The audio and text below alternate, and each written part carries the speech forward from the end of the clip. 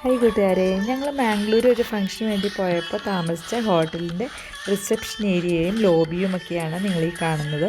ഇവിടുത്തെ റെസ്റ്റോറൻറ്റിൽ നമ്മൾ കഴിക്കാൻ പോയപ്പോൾ ഉള്ള വിശേഷങ്ങളാണ് ഇന്ന് നിങ്ങളുമായിട്ട് ഷെയർ ചെയ്യുന്നത്.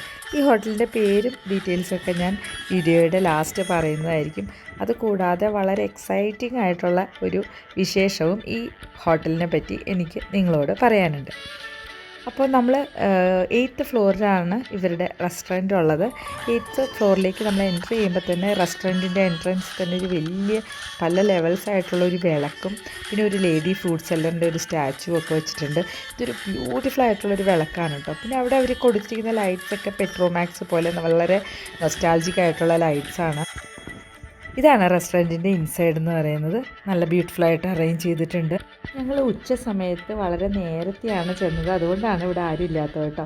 പിന്നെ ഇവിടുത്തെ ഒരു പ്രത്യേകത എന്ന് വെച്ചാൽ എല്ലാ ഫുഡും നമ്മൾ ഓർഡർ ചെയ്ത് കഴിയുമ്പോഴാണ് ഇവർ പ്രിപ്പയർ ചെയ്ത് ഫ്രഷായിട്ടാണ് നമുക്ക് തരുന്നത്.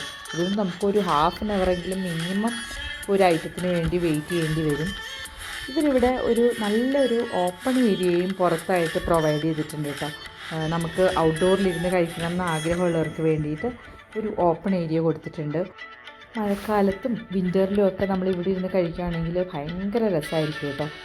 പിന്നെ ഇതിൻ്റെ ഒരു പ്രത്യേകത എന്താണെന്ന് വെച്ചാൽ ഇവിടെ ഇരിക്കുകയാണെങ്കിൽ നമുക്ക് മാംഗ്ലൂർ സിറ്റി, എൻറ്റയർ മാംഗ്ലൂർ സിറ്റിയുടെ ഒരു വ്യൂ നമുക്ക് കിട്ടും. ഇവിടെ ഇതുപോലെ ഒരു ബോട്ടിൽ ഒരു ഫിഷർമാൻ നിൽക്കുന്ന ഒരു സ്റ്റാച്ചു ഒക്കെ രണ്ട് സൈഡിലും അവർ വെച്ചിട്ടുണ്ട്. നിങ്ങൾ നോക്കിയാൽ കാണാം, ഇവിടെ ഫുൾ മാംഗ്ലൂർ സിറ്റിയുടെ ഒരു വ്യൂ നമുക്ക് 3 സൈഡിൽ നിന്നും കിട്ടുന്നുണ്ട്.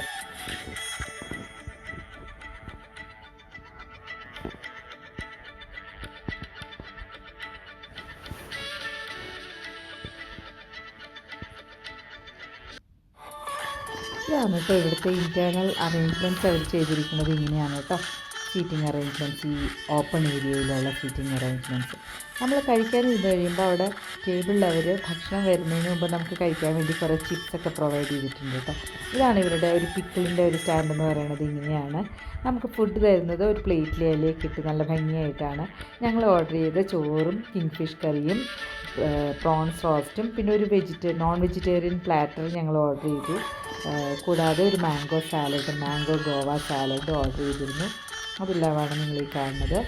ഇതെല്ലാം വളരെ ഫ്രഷായിട്ട് ഉണ്ടാക്കി തന്നിരിക്കുന്നതാണ്. പിന്നെ അപ്പവും എഗ് കറിയും, നല്ല സൂപ്പർ അപ്പവും എഗ് കറിയും കൂടി ഞങ്ങൾ ഓർഡർ ചെയ്തു.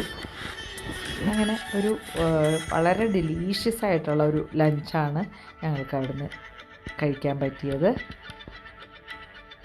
ഇത് അവിടെ സെർവ് ചെയ്യുന്ന ഒരു നമ്മുടെ കേരളയിൽ നിന്നുള്ള മലയാളി ഒരു പയ്യനാണ് ഇത് സെർവ് ചെയ്തത് ഞങ്ങൾക്ക് വേണ്ടിയിട്ട്. നല്ല ചൂടുള്ള ചോറും കുത്തരി ചോറും നല്ല പ്രോൺസ് റോസ്റ്റും പിന്നെ നല്ല ഫ്രഷ് കിങ് ഫിഷ് കൊണ്ടുള്ള നല്ലൊരു കറിയും എല്ലാമാണ് ഞങ്ങൾ കഴിച്ചത്. പിന്നെ അപ്പമാണെങ്കിലും വളരെ സോഫ്റ്റായിട്ടുള്ള അപ്പവും എഗ് കറിയുമായിരുന്നു. ടേസ്റ്റി ആയിട്ടുള്ള എഗ് കറി ആയിരുന്നു. പിന്നെ ഇതെല്ലാം കഴിഞ്ഞപ്പോൾ ഞങ്ങൾക്ക് മാംഗ്ലൂരിൻ്റെ സ്പെഷ്യലായിട്ടുള്ള നീർദോശയും കൂടി ഒന്ന് ടേസ്റ്റ് ചെയ്യണമെന്ന് തോന്നിയിട്ട് ഞങ്ങൾ അതും ഓർഡർ ചെയ്ത് കഴിച്ചു കേട്ടോ. അപ്പോൾ ഇതൊക്കെയാണ് വിശേഷങ്ങൾ. ഈ ഹോട്ടലിൻ്റെ പേര് കൊടയിൽ പേരിലുള്ള ഗോൾഡ് ഫിഞ്ച് എന്ന് പറയുന്ന ഹോട്ടലാണിത്. അവിടെയാണ് ഞങ്ങൾ താമസിച്ചത്. ഇതിൻ്റെ ഒരു സർപ്രൈസ് ആയിട്ടുള്ളൊരു വിശേഷം നിങ്ങളോട് ഉണ്ടെന്ന് പറഞ്ഞത്, ഇവിടെയാണ് നമ്മുടെ പ്രിയപ്പെട്ട ലാലേട്ടൻ മൂകാംബിയിൽ പോയപ്പോൾ താമസിച്ചത് ഈ ഹോട്ടലിലാണെന്നാണ് നമ്മൾ അറിഞ്ഞത് കേട്ടോ. ഞങ്ങൾ ചെല്ലുന്നതിന് ഒരാഴ്ച മുമ്പ് മൂകാംബി സന്ദർശനം പ്രമാണിച്ച് ഈ ഹോട്ടലിലാണ് താമസിച്ചിരുന്നത് എന്നാണ് ഞങ്ങൾ കേട്ടത്. അപ്പോൾ ഇതൊക്കെയാണ് റെസ്റ്റോറൻറ്റ് വിശേഷങ്ങൾ. ബൈ കൂട്ടുകാരേ.